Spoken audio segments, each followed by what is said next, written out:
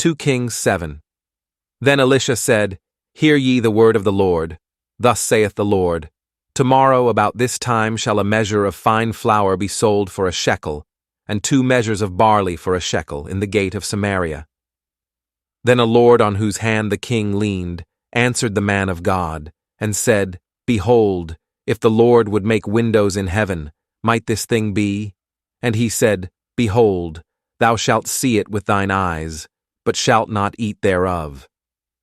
And there were 4 leprous men at the entering in of the gate, and they said one to another, Why sit we here until we die?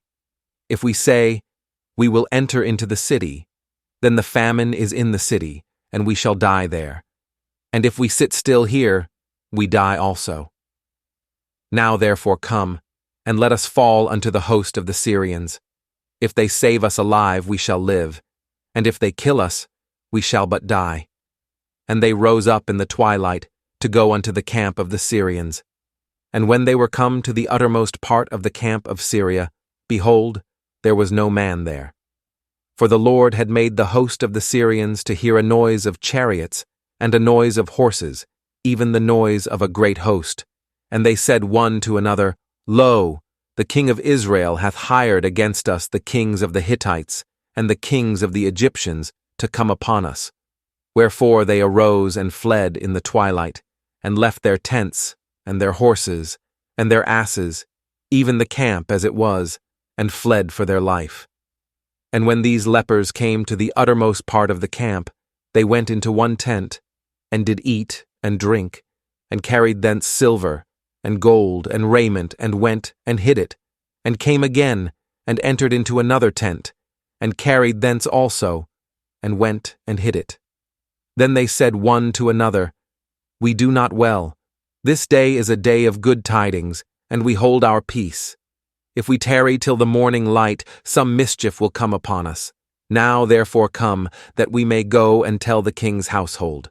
So they came and called unto the porter of the city, and they told them, saying, We came to the camp of the Syrians, and behold, there was no man there, neither voice of man, but horses tied and asses tied, and the tents as they were.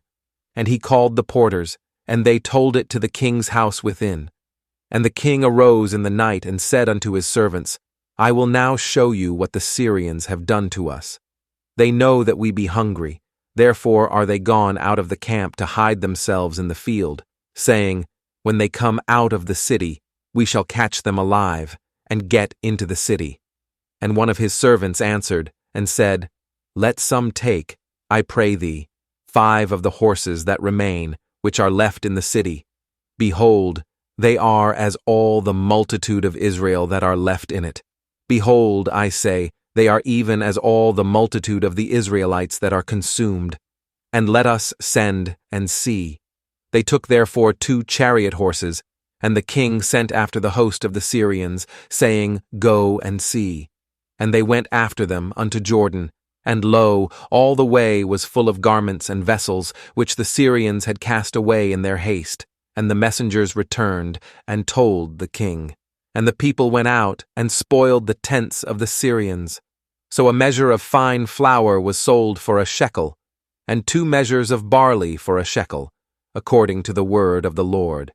And the king appointed the Lord on whose hand he leaned to have the charge of the gate. And the people trode upon him in the gate. And he died, as the man of God had said, who spake when the king came down to him.